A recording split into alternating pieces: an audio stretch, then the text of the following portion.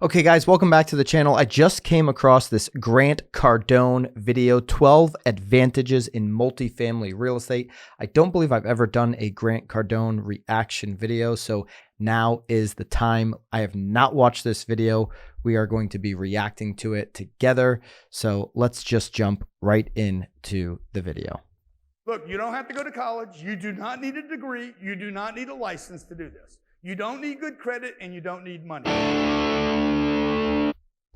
I love that because that goes for not just investing in multifamily, but that goes for actually getting, well, except for the license part, but that goes for getting into real estate. You don't need college, you don't need money, you don't need anything. You do need a license to get into real estate sales. So love that.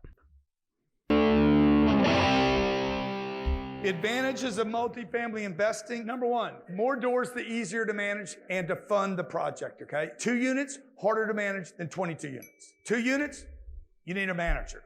That manager is going to charge you at least 10 or 12%. 2 units that pay $2,000 a month. Do the math on this. 2 times 2,000.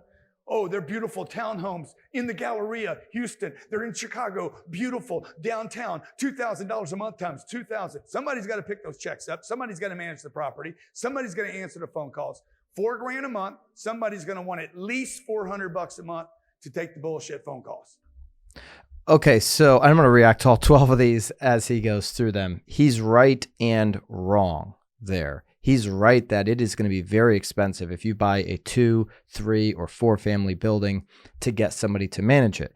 But a great way to get into real estate, and the way Grant got into real estate buying 1 unit, is to buy a property in the location that you live, 30-minute radius of where you live, and start to learn, like Grant did, what it takes to manage a property, what it takes to deal with tenants, how to position a property to the market. You know, you want to learn all these things, whether you're going to go big and like he's talking about 22 units or not. I'd rather make the mistakes on 2 units than 22.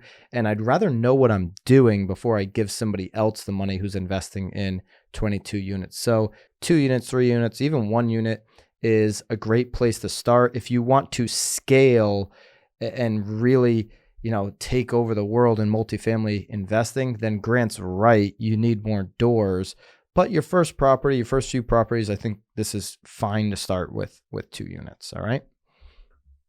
Everybody with me? At $400 a month, he will steal from me. He's talking about the property manager. He will steal from me. If he's honest, stealing looks like this: not returning phone calls. It's like, it's my weekend. I'm not handling that tenant. And that he's right, which is why you got to manage this deal yourself. The smaller units in the beginning, you got to manage them yourself. You got to get your hands dirty. If you're not willing to be the property manager, if you think you're just going to outsource that to somebody on 2 units, he is right that you're not going to get, I don't know if you can get someone to steal from you, but you're not going to get somebody that gives you that high level of service like you would with a real property management company. At which point my tenant's going to get pissed. Number 2, all units. 1 location reduces management activity. Number 3, 1 closing, 1 property. 4, 1 financial statement. I do like the 1 closing, one property, 1 closing. You know, you start buying multiple single family houses, you're paying, like in Florida, you're going to pay stamps. In, you know, other states, you're going to have other fees, and you know, you're going to be paying these closing fees. And if you're doing, you know, a loan, you're going to be paying fees for that every single time. So, you know, your fees are definitely going to go up the more properties you continue to buy. 5, produce enough revenue to hire a management team. Number 6, produces enough cash flow to invest in CapEx. CapEx, circle this word. It means expenditure on the capital of the building. Roof, floors, cabinets. How many have done cabinets before?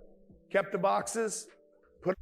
A nice thing about buying, you know, like 1 22 unit building, I think was the example he gave in the beginning, as opposed to, say, you know, 12 single families, is you've got 12 buildings, 12 roofs, 12, you know, of everything. And then that 1 building, if you may just have 1 roof, maybe 2 roofs. So that there's an advantage to that for sure. Cabinet, that won't even happen anymore. Use graphics. The guy that wraps your cars in your city, say, hey, come wrap my cabinets. I just had my whole theater wrapped.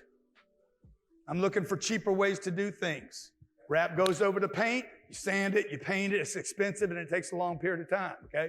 Wrap the cabinets, okay? Costs less, You could wrap them every 2 or 3 years. It's going to look better. Number You're gonna have to wrap those every 2 to 3 years. Okay, so what he's talking about, they're gonna peel, they're gonna start to look like crap. I don't know, maybe if you're flipping the property, but do you want your name on that? I don't love the cabinet wrapping idea. I'd rather paint them, but that's me. Grant's done a lot more of this than I have, so. More units allow more amenities. Number 9, easier to add value. Number 10, you can write off your expenses with no limit. I could owe $10 billion to the bank. Did we skip number on this 8? kind of real estate. I'm not going back. 3% on $10 billion, that would be $30 million a year in interest, and write off all of it. Property taxes, write them all off. Graphics on the freaking cabinets, write it off. Turning a chlorine pool into a saltwater pool, write it off. Shit. Getting the low flow toilets, some freaking beautiful lighting, take out that tree, put in that tree, write it off. Paint the damn place, write it off. You can't do that on your house. Write it off. Can't do it on a house, but if you have an investment single-family house or an investment two-family like you gave in the beginning, you're writing all that stuff too. You're depreciating it over 27 and a half years. And right now, there's actually some advantage. You could depreciate the whole thing up front on your investment real estate. I think that's good for another year and a half. I'm not an accountant, but typically you can depreciate over 27 and a half years. There is a tax code that I think is ending in the end of 22, where you can write the whole thing off up front. So if you bought a property in 22 or in 21, it could be a single family investment. It could be a two family. You're going to be able to get all these write-offs as well. So, number 11, defer all gains with no limits. So how many of you understand the 1031? So she bought a piece of property 10 years ago. She's going to make $5 million when she sells the property. She decides she wants to 1031 the property. I'm going to be doing a full video on 1031 tax exchange here soon. I had a comment. Somebody wanted me to go a lot deeper on the 1031 tax exchange. I had given a video maybe a few weeks ago on an update that the 1031 is not going away in there was some thought, or there was some proposals in the Biden administration to do away with 1031 tax exchange. Luckily, that's not going away. I'm going to do a full video on that. If you want to see that video as well, please leave me a comment, and that'll encourage me to get that video done faster. Sell this property, 45 days, and 45 days, a 45-day period, she's got to identify. She finds a property I'm buying. She's like, Grant, I'm going to use yours to identify that we're going to trade our $5 million into the new property. It's called a like-kind exchange. If she closes that deal before 6 months, identifies it 45 days, and closes before 6 months, her entire $5 million will be deferred taxes. None of it will be taxed, so she can work the entire $5 million.